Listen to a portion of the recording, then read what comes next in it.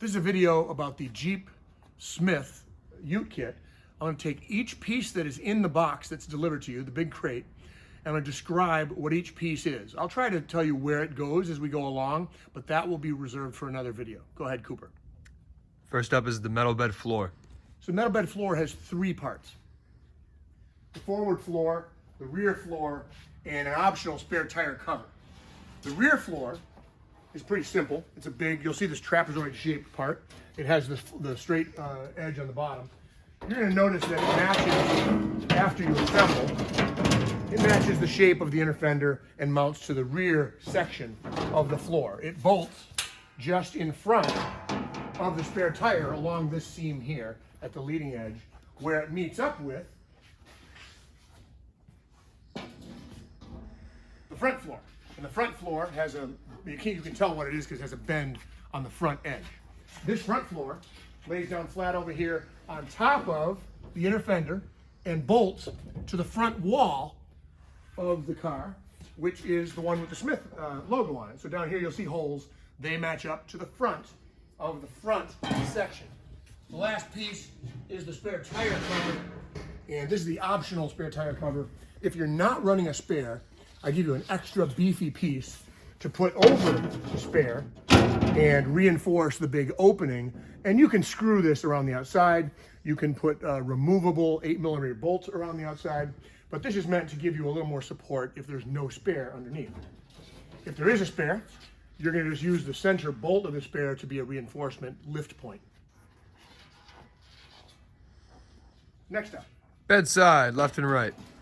The bedside left and right are straightforward. These are the sides of the beds where you're going to mount to the Jeep itself.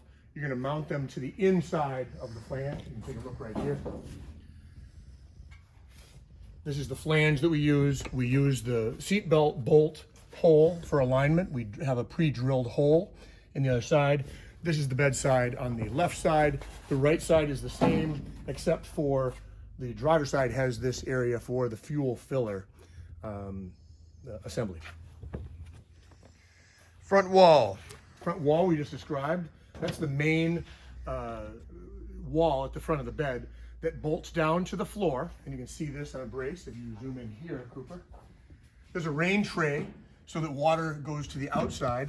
This flat piece on the bottom bolts straight down. On this particular car, if you look, I've marked off arrows where we'll be drilling the holes to mount the bolts through the bottom of the floor. I seal off the bolts so the water doesn't seep into the cabin. B-pillar gussets. B-pillar gussets. I'm going to show you these rough position ones. This is the outer gusset. It mounts the bed, side, and wall to the B-pillar. It mounts under this flange right here.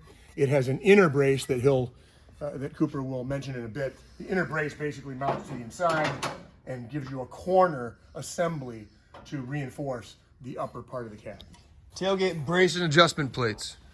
The brace adjustment plates are just simple flat bars or flat pieces of metal. This plate right here, in order to adjust the tailgate when the tailgate is on, if you make a mistake and say this wall is a little bit outside, a little bit inside of where it should be, and you're all bolted down, the plate binds this area to this area. So the plate mounts underneath these two layers. So you mount it underneath, slide it in there, and put your rivets through the top. And this basically, I'm doing this on top, but not on the bottom. This basically reinforces this in a locked position if you have to do some fine adjustments to the tailgate. They look like that. Tailgate top plate. On the tailgate, there are two aluminum pieces. The top plate, and I have this on end right now. Anyway, the top plate is a plate that mounts to the top edge of the Ranger tailgate. And you screw this down. You can use the inside edge, the outside edge, whichever is best. I rivet this down flush, and it gives you a good scuff plate for the top of the tailgate so you don't damage the underlying steel plate with all your 2x4s and things like that. Rail cap, left and right.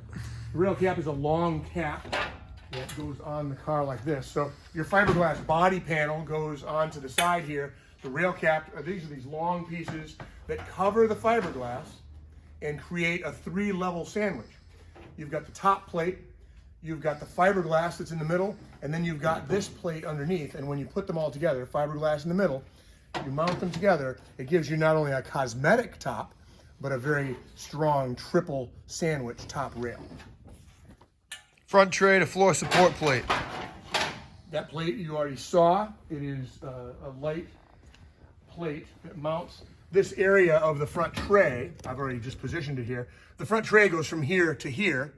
You've got a big, probably about a 15-inch gap here over the emergency brake where I put this little rail, this little support here for the tray in case you're gonna run a motorcycle in here or tie something down really heavy with ratchet tie downs. This is there to support that middle area so the center wheel of the motorcycle doesn't go into the a bed floor and make like a drum. It makes for a loud sound if you don't have the support.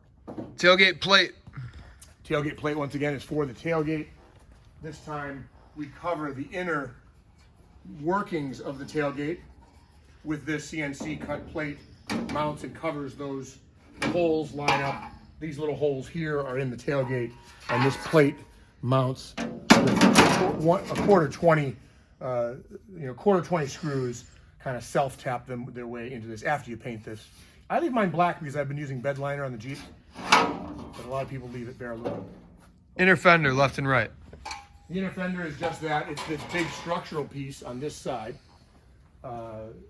Basically, when you mount this piece here, you can reach inside here. There's a hole inside the fender. You can move this around. You can get it lined up. And if you take a look on the inside, this is a very structural piece. It ties the entire rear and side of the bedside and bolts it to the front of the front wall. So if I'm to remove this, it looks like this over here. You can see where I've marked off the pattern of the inner fender. I also marked this off, by the way. You'll see a red line on the other side.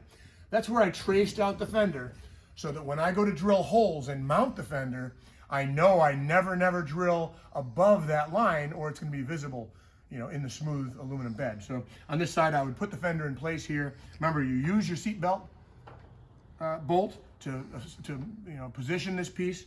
I put my wire back in here, position the inner fender, trace around it, and then where your dead zone. You don't ever want to drill above that line that you trace, or it'll be visible. Rear door lower fill plate. Right here, Cooper, is the rear filler plate. So, over there, that's right. So the rear fill plate. This is the rear. I'll do it. This basically fills the area below here. You're gonna be able to. Hold up. I'm just gonna edit through. I'm just gonna do rear door lower fill plate.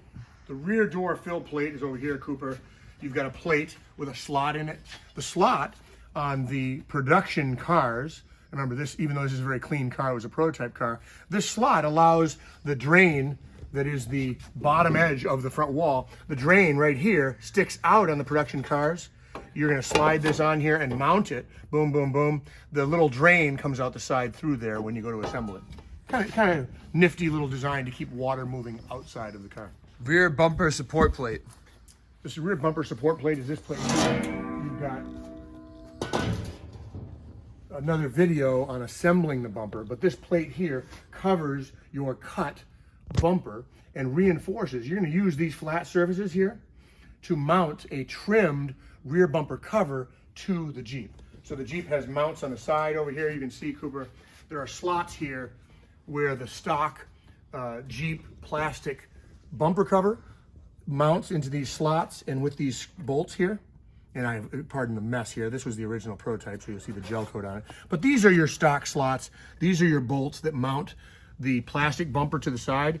You go ahead and mount the bumper, but in the middle, we reshape the rear bumper into more of a truck look by having this inner support, which not only gives you a beautiful look, because it finishes off what underneath is a raw cut car, as you saw in the cut video, but it also gives you another surface with which to mount all of those bed floor pieces that we already talked about. B-pillar, upper and side brace. I talked about that briefly. The B-pillar brace was the one that I was talking about here that mounts the side wall to this B-pillar. I mount it on the outside here, and it lines up flush with the part And then, I rivet. You don't really have to bolt this one. I rivet this, and I use the small bolts that we'll talk about in a little bit to use on the actual flange of steel. Grommet Plate, driver/passenger side. That's right here. The grommet plate is just inside of that other plate. Looks like this. The grommet plate slides down over the wiring. If you can see in there, Cooper, I'll put that in place and you can aim down there. I'll move this out of the way for you. This is the grommet plate. It helps you to seal off water down in the corner. Remember, these little slots here, you fill so that water can't get inside there. You're going to silicone each of these openings so that water stays here and funnels to the outside.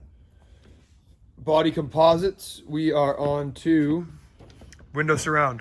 The window surround is just that. It's the area that the piece that holds the window. Optionally, you can put the Chevy Colorado light on here. There's a pattern in the mold for that. Not required. The production window is 1 inch lower than this. This was my prototype, and I made a mistake and mounted it too high. So that'll give you the inside story. Quarter panel.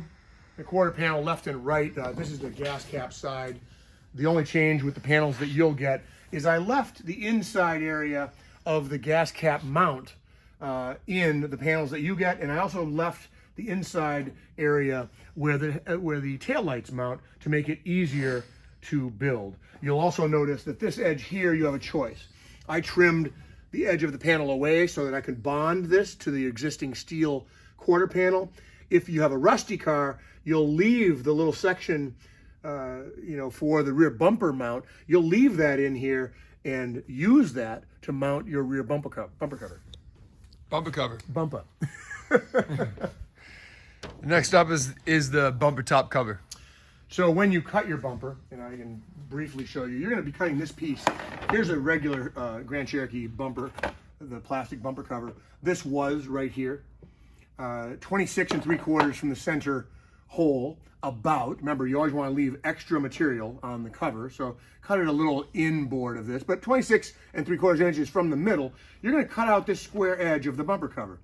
Now the stock bumper cover is curved, and we're going to have an aluminum piece like we showed you before mount to this. This fiberglass piece covers the entire area. I'll just gently put that on there to give you that truck look. This wraps around the stock bumper cover to give you a nice trimmed look. We paint this in that same gray as the bumper so that it kind of disappears when it's mounted. Very cool little design. We are on to hardware now. Okay. So we can take a quick little break. Let's do it. Let's do it. Keep going. Right here. 1, 2, 3. Flush rivets. The flush rivets are used if you wish. Remember, we use panel bond on the rear surround to the roof.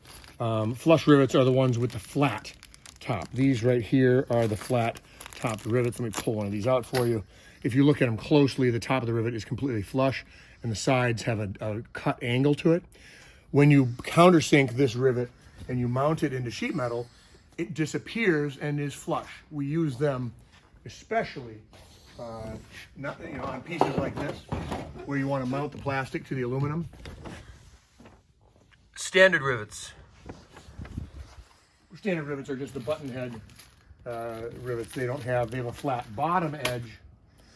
They have a flat bottom edge and kind of a curved top edge, but the bottom is flat and not, countersunk. We use those various places around the car, but in general, flush rivets are used anywhere on a flat surface where you don't want to have something lift up, like on the bedsides here, or mounting those side rail caps, flush rivets. If you do end up using rivets on the roof, on the rear surround, you'll use flush rivets there so that you don't have a bump sticking up. Anywhere it makes sense to make the rivet disappear, you use a flush rivet. 8mm tailgate cable bolts. Tailgate cable bolts are just like, it's an OEM Ford bolt. It has a shoulder on it. Ford has discontinued this bolt in the short term, so you'll get a regular stainless bolt like this one with some washers on it that mimic this shape here. But this is the tailgate cable bolts. The reason they're shaped that way is so the tailgate cable can mount on it and stay loose enough to hinge when the gate goes up and down. Make sure you keep them still so I can focus on them. Okay. Next up we have 8mm Nylock Nuts, zinc plated. So the nuts are, they have nylon inside pressed in, so you don't need to use lock washers. That's the nylon nuts. We use them for anywhere you have an 8mm bolt. 8mm by 20 bolts. The standard bolts that we use in the car are the button head 8mm bolts. These are kind of bread and butter for us. We use them everywhere. Don't hesitate to use a couple of them in the back of the inner fender, the front edge of the inner fender. Anywhere you want extra holding power, use the 8mm bigger bolts. We give you plenty of them. 8mm by 50. The 8mm by 50 is used. There's only a couple of them. This white spacer here fits between. Let me just take this off for a second. This is what's underneath the rear bumper support. You say this is what's underneath again. Sorry. Oh, this is what's underneath the rear bumper support. That beautiful piece is all covered at the end of the day. We have a spacer, a 1-inch spacer, that fits between the steel on the remaining triple stamp steel. The 50mm bolt, simply you drill a hole through here to mount these two together, and that's where the 50mm bolt. Keep the button head on the inside so that the slot, this little slot here is for the button head, which allows you to remove this piece if you ever had to, like in an accident damage, you know, something where you crunch this in an accident. This little slot allows you to remove that piece. Socket flathead bolts. Flathead bolts are used in two places. It's the same as the 8mm bolt, but it has a taper on the bottom. And you use these anywhere you want to flush mount. In our car here, you use them on the lower hinge, and you use them up front when you bolt the side rail, side wall to the front wall. You don't want anything sticking up here, so these flush bolts, you taper these holes and use two of them here to mount that those two pieces together. Washers. Just the normal. Generically we improve. They're not even here. Oh, here they are. You did get a bigger bag than this, but these are just 8mm washers that spread the load when you use the 8mm bolt. 10 by 32 bolts and nuts.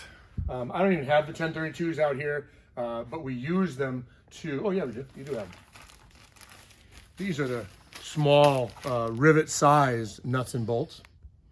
For extra strength on the Jeep, because a lot of people go off-roading, instead of using rivets, which you could use, instead of using rivets on this flange here, there's a good 3/4 inch flange all the way around the, this area where the front wall is.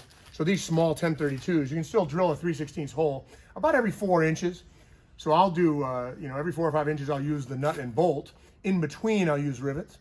So I'll go bolt, bolt, bolt, bolt, you bolt, bolt, every 4 or 5 inches all the way around. If there's steel structural material, instead of using just rivets on the Jeep, I use the 1032s every 3rd or 4th fasten. Plastic spacer, you already went over, so. Can I do these? Oh, you did not. Sorry. So plastic spacers are 8mm spacers. When you see the, when you're going to do your bed floor, as we do here, the floor has to stick up. The floor is up about a 1/4 inch off of the metal here. You can see whether it's this goopy stuff here. You can see the factory puts a little plastic collar on some of the rivets to, give the, that particle board floor that they put in here. All of this stuff sticks up a little bit so that when you put your inner fender down, your inner fender is usually riding about a 1/4 inch above this surface, this flat steel surface. Well, these are used in between the aluminum and the 8mm that you're going to use to mount the floor to this bed. Remember, underneath here, you can access the other side. It's just a sheet metal floor on the Jeep. So you're going to put an 8mm through your aluminum, a spacer, and then through the steel into either a Riv nut or bolt it all the way through with a nut and a washer. Riv Nuts, 8mm. I use a lot of Riv Nuts on the floor. Riv Nuts are the one tool you probably should buy. Is an 18-inch Riv Nut tool. So these are 8mm Riv Nuts. When you compress these, they actually rivet onto sheet metal and form a permanent nut that is mounted into, I'll show you one mounted here. These are Riv Nuts mounted right here. So you rivet the Riv Nut into a hole of a set size, and then you have a permanent threaded insert in the floor of the Jeep. I find these a lot easier than crawling under the Jeep and having someone hold a nut while the guy on the top screws it down. Riv Nuts have to be coated with you know, primer or undercoating or something so they don't rust. That's probably the only trick. Self-tapping screws. The two self-tapping screws I don't have here, but this car does not have a sunroof, but the sunroof rails are not functional. So when you cut the sunroof cable, you use the large self-tapping screw or any bolt to compress that cable and make sure that sunroof never moves again. Carpet, standard. We give you an 8-foot roll. It's right here, actually. I'm just about ready to put this carpet together. It's a roll of carpet, black marine carpet, you know, anti-fungal and mold. Basically, we like black because black tends to disappear. When you look inside the car, black just makes it a void. 1-inch spacer that you went over before. Did that. That's the spacer down here that Cooper showed you. Latches. So the latches are in the, these are the spring latches that are from the Ford. These are the spring latches. This one's painted a little. The spring latch from the Ford Ranger. We give you all new hardware for the tailgate. Okay, taking a little break here. We can do latch strikers. The strikers are a Ford OEM part. This is it. It has a little rubber piece on it. That spring latch strikes the latch striker. And you mount those with 8mm bolts. And this is adjustable, so you can adjust where the tailgate is at the end. Tailgate hinge kit. Hinges are left and right. You put the round one on the left right there. You put the slotted one on the right. You basically are matching up to the Ford, to the stock Ford Ranger system. And then your next pieces are probably the liners. You can see the plastic liners. One liner gets pressed inside the tailgate. It has a couple of teeth on it. I'll show you how these work. Here you go. This one with the slot on it is permanently installed right here into the Ford tailgate. The extra pieces, we never really figured it out. I think for a Dodge, all we use are these two. This cap right here gives you a nice, softer, non-clanking hinge rather than the metal-to-metal sound. And then those little rectangular ones, never knew what those were. Remote links. Remote links are the replacement for the Ford pieces that are no longer available. We precision CNC cut a rod, basically, that is the connector between the outer spring latch. The hook goes in the latch, like that, on the inside. And then it mounts, the other end mounts to the actuator on the inside, which is your handle lever, system of opening up the tailgate. Tailgate handle. The handle is just that. You can see it on the outside of the tailgate, the black handle. That screws on with two 6mm nuts on the other side. And then it goes through the tailgate actuator, which is the center lever that has those two holes on the back mount through the tailgate handle. And you have a standard Ranger tailgate system. Well nuts and stainless countersunk machine screws. So this one right here. Okay, we'll do it again. Well nuts, stainless countersunk machine screws, 82 and 84. So I'll show you one of these. So these are special rubber nuts that have brass inserts in them. And when you tighten these, you put this in plastic in the taillights. So the taillights, you're going to drill a little hole, you're going to install one of these little rubber pieces. When you tighten this screw and mount the taillight to the side, remember you're going to mount these rubber things are in the taillight. You're going to drill a hole through the aluminum to mount them. So you drill your 1/8-inch hole all the way through this into the taillight. You pull the taillight out and you drill a bigger hole for the well nut, and then you remount. As you tighten this little nut, this rubber piece expands and bites into the taillight, in the plastic. And it's rubber so you don't break the plastic on the taillight. You can see how we do the charger taillights in another video. We go through the details of installing those. All that's left is the plexiglass side windows and tailgate.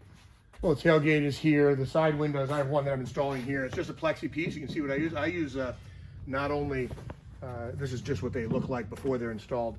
I use the 3M, very thin 3M tape around the whole outside of it. It's a very good adhesive, and it tends to mount those permanently. A couple of screws at the bottom. In case anything gives, there's a trim piece at the bottom, so you can actually screw or rivet the windows to the fiberglass, and that's covered by the little trim plate at the bottom. Tailgate rear glass window.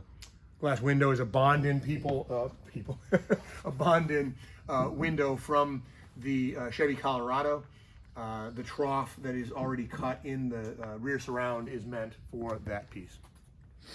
And that's it. So we'll go into greater detail later, mostly on how you do the inner fenders and chasing water leaks and things like that before you finish the car.